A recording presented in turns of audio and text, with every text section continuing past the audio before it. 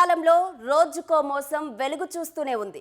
ఓవైపు చదువుకున్న వాళ్ళు సైబర్ నేరాలకు పాల్పడుతుంటే మరోవైపు చదువు లేని వారు సైతం మోసాలు చేస్తుండడం ఆందోళన కలిగిస్తోంది.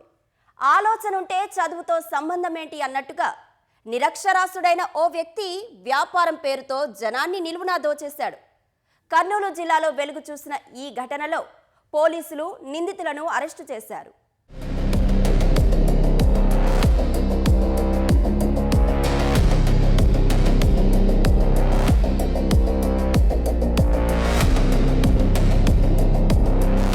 కర్నూలు జిల్లా పెద్దకడబూరు మండల కేంద్రానికి చెందిన చింతకుంట నీలయ్య ట్రాక్టర్ నడుపుతూ జీవనం సాగించేవాడు. కొంతకాలం తర్వాత జేసీబీలు కొనుగోలు చేసి విక్రయించడం మొదలుపెట్టాడు. ఆ వ్యాపారంలో నీలయ్య క్రమంగా నష్టాన్ని చవిచూశాడు. ఆ సమయంలోనే ఆదోని పట్టణానికి చెందిన భార్గవరాముడితో నీలయ్యకు పరిచయం ఏర్పడింది. భార్గవరాముడు జేసీబీలు విక్రయించే డీలర్స్ వాట్సాప్ గ్రూప్లో సభ్యుడిగా ఉన్నాడు. ఎవరైనా జేసీబీలను విక్రయిస్తామని గ్రూపులో పోస్టు పెడితే ఈ సమాచారాన్ని నీలయ్యకు తెలిపేవాడు. ఈ సమాచారంతో నీలయ్య కంటిన్యూ ఫైనాన్స్ కింద జేసీబీలు కొనుగోలు చేసి కంతుల రూపంలో నగదు కట్టే విధంగా కంపెనీతో మాట్లాడుకునేవాడు.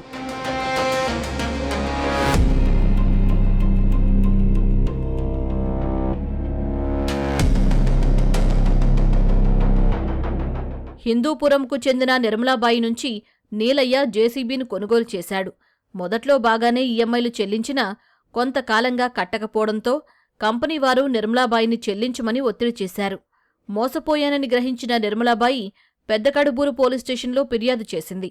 దర్యాప్తు చేసిన పోలీసులు చింతకుంట నీలయ్య, చాకలి భార్గవరాముడు, జింకా నాగరాజులను అదుపులోకి తీసుకుని విచారించారు.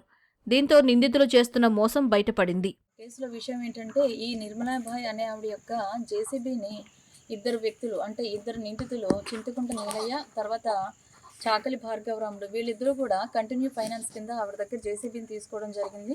తీసుకున్న తర్వాత వాళ్ళ కంతులు చెల్లిస్తామని చెప్పి ఈవిడ దగ్గర తీసుకుని వాళ్ళ కంతులు చెల్లించకుండా ఏజెన్సీ వాళ్ళు ఎవరైతే ఉన్నారో వాళ్ళు ఈవిడని అప్రోచ్ అయినప్పుడు నా జేసీబీకి మీరు కంతులు కడతానన్నారు కదా, కంతులు ఎందుకు కట్టట్లేదు, లేదా జేసీబీ నేను తిరిగి ఇవ్వండి అని అంటే జేసీబీ మా దగ్గర లేదు మేము అమ్మేసుకున్నామని చెప్పి వాళ్ళు ఈవిడని దాటవేసే ధోరణితో ఉండడం వల్ల ఆవిడ మోసపోయానని గ్రహించి మా దగ్గరికి వచ్చి పెద్దకొడపూర్ స్టేషన్లో కంప్లైంట్ చేయడం వల్ల క్రైమ్ నెంబర్ 151/2025గా మనం ఒక చీటింగ్ కేసు రిజిస్టర్ చేయడం జరిగింది. నంద్యాల జిల్లా డోన్కు చెందిన లత అనే మహిళకు చెందిన జేసీబీని సైతం నిందితులు ఇదే విధంగా కొనుగోలు చేశారు. ఆ తర్వాత జేసీబీని కర్ణాటకలో విక్రయించారు. వాహనానికి ఉన్న జీపీఎస్ ఆధారంగా లత ఈ విషయాన్ని గుర్తించింది. డోన్కి చెందిన లతా గారని ఇట్లా అంటే వీళ్ళ కార్యక్రమాలు మనం ఒక పెదకడబూరు నుంచి చేస్తూ వేరే గ్రామాలకి ఇప్పుడు గుంటూరు, బాపట్ల, తెనాలి, ఆ తర్వాత మళ్ళీ వచ్చి కర్ణాటక ఇలాంటి డిఫరెంట్ రీజన్స్లో కూడా వీళ్ళ వ్యాపారాలు ఇలా విస్తరించారు, ఇల్లీగల్ వ్యాపారాలు. ఇలా డోన్కి చెందిన లతా గారి దగ్గర నుంచి కూడా ఇలా కంటిన్యూ ఫైనాన్స్ కింద వీళ్ళు జేసీబీ తీసుకున్నారు. జేసీబీ తీసుకున్న తర్వాత వీళ్ళు ఏం చేశారంటే ఆ జేసీబీని ఇప్పుడు ఈ కేసులో A3 జింకా నాగరాజు ఇతనికి ఒక జేసీబీ ఉంది.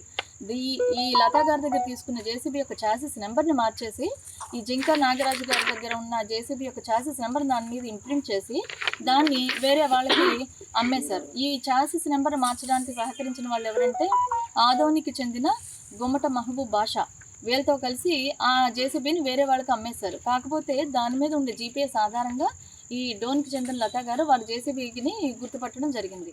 కంటిన్యూ ఫైనాన్స్ కింద జేసీబీలు కొనుగోలు చేస్తున్న నిందితులు చాసిస్ నంబర్లు మార్చి ఇతరులకు విక్రయిస్తున్నట్లు పోలీసులు గుర్తించారు. నిందితుల నుంచి 8 జేసీబీలను స్వాధీనం చేసుకున్నారు.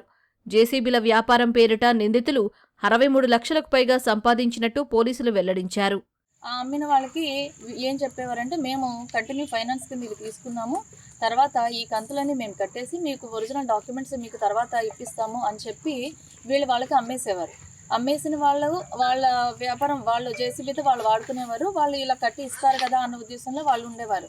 వీళ్ళు ఏంటంటే ఒరిజినల్ ఓనర్స్ ఎవరైతే ఉన్నారో వాళ్ళ దగ్గర తీసుకుని వాళ్ళ దగ్గర కంతులు ఒక 2-3 నెలలు కట్టి తర్వాత ఆపేయడం వల్ల వీళ్ళు ఫైనాన్స్ ఎవరైతే ఏజెన్సీ వాళ్ళ దగ్గర తీసుకుంటారో వాళ్ళు వచ్చి ఒరిజినల్ ఓనర్స్ని అడగడం జరిగింది. వాళ్ళు ఇదేంటి మేము ఆల్రెడీ ఇచ్చేసాం కదా, కంటిన్యూ ఫైనాన్స్ కింద వీళ్ళకి ఇచ్చేసాము, వాళ్ళు కడతానని చెప్పారు, ఇప్పటిదాకా కట్టారు, ఇక్కడి నుంచి కట్టట్లేదు అని చెప్పి ఈ చింతకుంట నీలయ్య ఎవరైతే ఉన్నారో ఆయన అప్రోచ్ అవగా వాళ్ళు అప్పుడు చెప్పడం జరిగింది మా దగ్గర లేవు జేసీబీలు, మేము వేరే వాళ్ళకి అమ్మేసామని. వీళ్ళు ఈ అమ్మడంలో వీళ్ళకి ఇంకా సహకరించిన వ్యక్తులు కొంతమంది ఉన్నారు.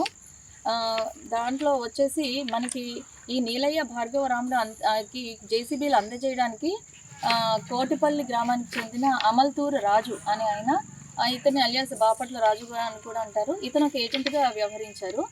ఇలా కొన్ని జేసీబీలు కొన్నారు వీళ్ళు. ఆ కొన్న జేసీబీలని ఈ బళ్ళారికి చెందిన షఫీసాబ్ హల్గి అని ఏజెంట్గా ఉండి అమ్మించాడు కొంతమందికి.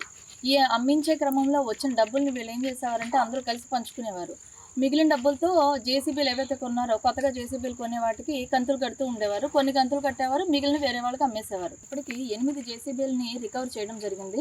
ఆ 8 జేసీబీలను కూడా వాళ్ళ ఒరిజినల్ ఓనర్స్కి కోర్టు ద్వారా అందజేయడం జరుగుతుంది. ఈ 63,10,000 డబ్బుల్ని వీళ్ళు తీసుకున్నారు. నిందితులు ఎన్ని జేసీబీలకు చాసిస్ నంబర్లు మార్చారు, వీరి వెనకున్న అసలు సూత్రధారులు ఎవరనే కోణంలో పోలీసులు విచారణ చేస్తున్నారు.